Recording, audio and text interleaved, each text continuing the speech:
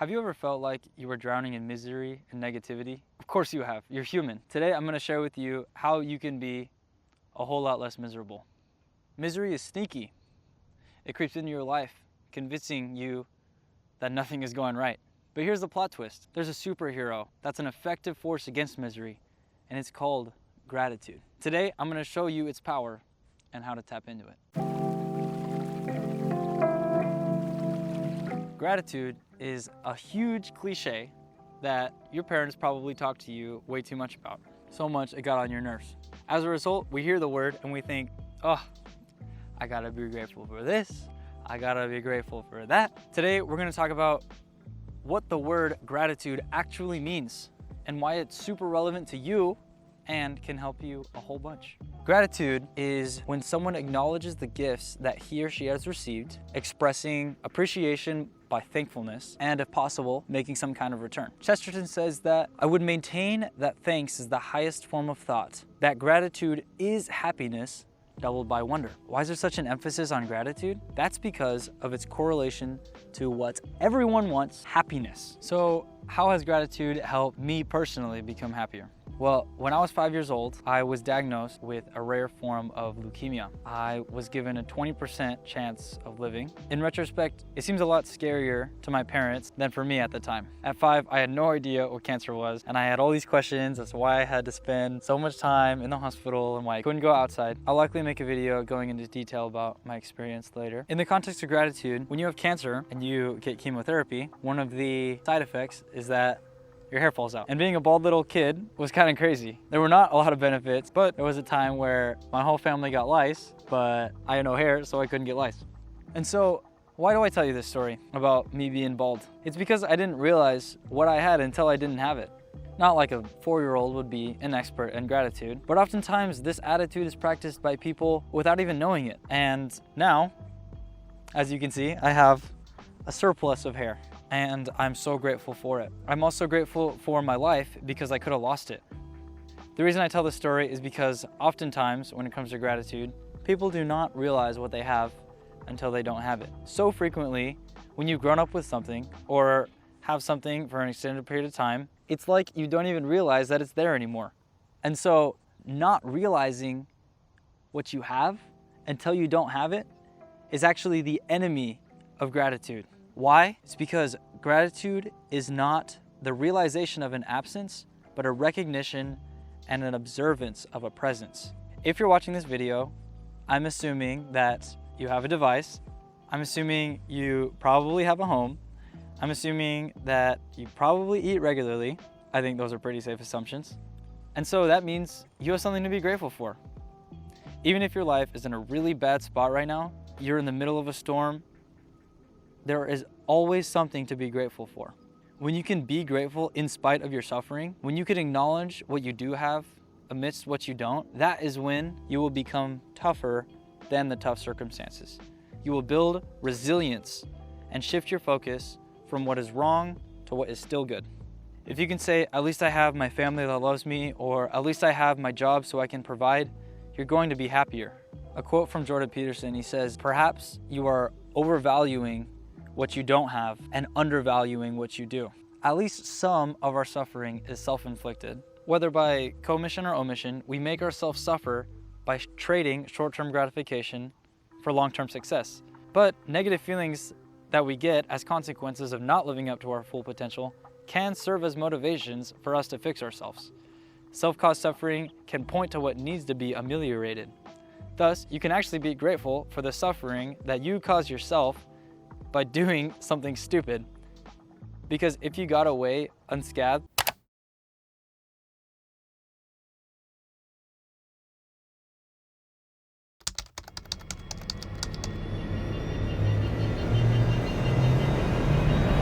unscathed, how much more likely are you to do it again? Your suffering can help in assessing what needs to be fixed. You can also be grateful for any type of suffering, whether it is your fault or not. This is because you, yes you, can unite your sufferings to Christ on the cross and offer them up, which puts them to use. You can also ask God to use whatever suffering you're going through right now. You can ask Him to use it for your sanctification, and the sanctification of others around you. If you can be grateful, not just in spite of your suffering, but because of your suffering, you will be unstoppable. Jordan Peterson has this quote: "The purpose of life, as far as I can tell, is to find a mode of being that's so meaningful that the fact that life is suffering is no longer relevant." Say you don't find a way to adopt an aim so meaningful it makes inevitable suffering irrelevant to the attitude you have towards life, an attitude that transcends suffering. You will likely grow bitter and resentful. Now, a word on complaining. If someone wanted to find something to complain about and put their mind on something that's not gratitude, it would be real easy for them. So there's this book called The Constellation of Philosophy by this guy named Boethius. And in the book, he has philosophy personified as this woman who's consoling him as he's in jail. And so something that she says to him is, "It is difficult for both of us if you wallow in grief and universalize it, complaining that if you are not absolutely happy, then you must be absolutely miserable. After all, who is so happy that there is not a single thing he wouldn't prefer to change?" The human condition is such that even the most fortunate are not free from worry. Good fortune is not something we possess entirely or forever. One man owns a lot of property and is prosperous enough, but he is ashamed of his undistinguished forebears. Another is of high birth, but never goes anywhere because he is ashamed of how poor he is. A third is both well-born and rich enough, but he's unmarried. And a fourth, happily married, is miserable because he has not been blessed with children, and he knows that his estate will therefore pass on to someone else's children. And then a fifth, who has children, is unhappy because his sons or daughters have not turned out well and have disappointed him. There is hardly anyone who is without something to fret about, and almost always people on the outside have no hint whatever of what is troubling the hearts and souls of their friends or associates. Consider too that most people who are extremely lucky in their lives are most sensitive to any slight adversity because they aren't used to having to deal with disappointments and frustration, and therefore are the most easily upset. There are people in the world who would trade places with you just as you are now and think they were in heaven. This place that you complain about as remote and in exile is home to the people who live here. Almost nothing is inherently miserable unless you think it is. And, contrariwise, a man who knows how to find contentment can be happy in almost any circumstance. Whose happiness is so complete that if he were not in a mood to complain, he could not find something he would prefer to change or improve. Why do I share this with you? Here, Lady Philosophy goes through 5 different cases, each of them being more blessed than the previous. Yet, each of them, when they look for something to complain about, they find it immediately. It says, whose happiness is so complete that they can't think of a single thing to complain about. But when you complain, you're doing the exact opposite of being grateful. Instead of acknowledging things in your life that are blessings to you, you're acknowledging things that you perceive as bad to you.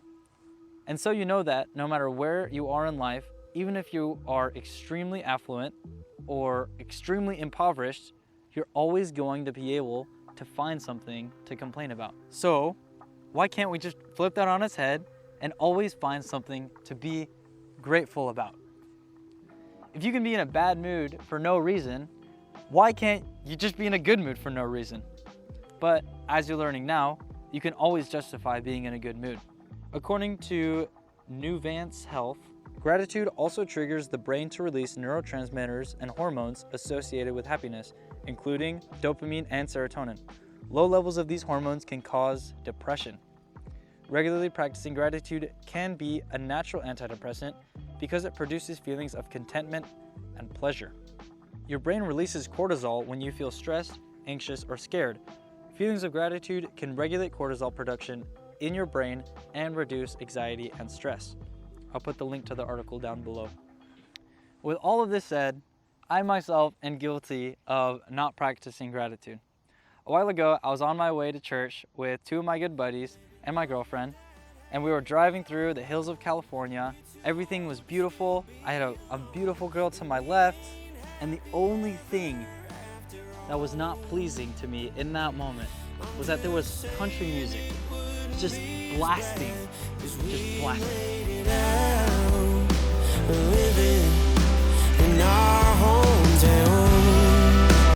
And even though I'm from Texas, I do not like country music.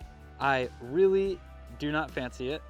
And it's just not pleasing to my ear. And so what did I do? I focused on the one thing in that moment that I was unsatisfied with, instead of the beautiful girl to my left, instead of looking at the awesome hills of California, instead of thinking I'm on my way to go talk to my creator. It's so easy for us to focus on the one thing that is displeasing us in a given moment. I temporarily took my focus off of the blessing that I had because I was focusing on the blessing I didn't. And that is why gratitude, yeah, it takes effort. Yes, it's a habit and it takes time to develop, is so worth it. And it makes you so much happier for your life. For a long time, every morning when I woke up, I would say to God, thank you that I woke up this morning. Which is weird because why would you thank God that you woke up? You know, it's because you have another day and you never get promised another day. Be grateful for every second that you have because it's a gift. So how do you actually be grateful? What is the first step? Well, it's more than just saying thank you or sitting around the Thanksgiving table saying, I'm grateful for my friends and I'm grateful for my family and yada yada. Gratitude practiced is actually developing a deep sense of appreciation for the good circumstances you have in your life and for the people around you. A good way to develop this appreciation would be a gratitude journal, documenting real instances of your real blessings. Another good practice could be giving gratitude letters or notes to someone who's positively impacted your life. Even a simple text message can be meaningful. Another one is to incorporate gratitude into your conversations by acknowledging the good around you or in others and expressing your appreciation openly. For instance, hey man, thank you for organizing this party. So glad we could all be here. Another would be to do some acts of kindness in return. By doing acts of kindness, you're going beyond words to action and showing to others and to yourself that you are in fact grateful. There's another mental practice which is kind of strange. The thought will come to me, what if someone very close to me passed away, like my mom? Just the thought of that makes my insides churn and just makes me so unhappy. But then you wake up to the reality of the situation and you're like, my mom's alive. I'm gonna see my mom again and I'm gonna give her a hug and I can be grateful for that. Because gratitude is not realizing what you have when you don't have it. If that were strictly true, I wouldn't know that I had a mom. I wouldn't know that I had a house. I wouldn't know that I have meals or a good education. And so I need to recognize the blessings that God has given in my life. And if you're not gonna take it from me, take it from the Lord. 1 Thessalonians 5:16 says, rejoice always, pray constantly, give thanks in all circumstances, for this is the will of God in Christ Jesus for you. Note that it doesn't say in some circumstances or when life is easy and good. Give thanks in all circumstances. Remember, there are people who would trade lives with you just as you are now and think they were in heaven. Thank you so much for watching. Comment down below any questions or ideas for future videos. Please like and share this video, and God bless you.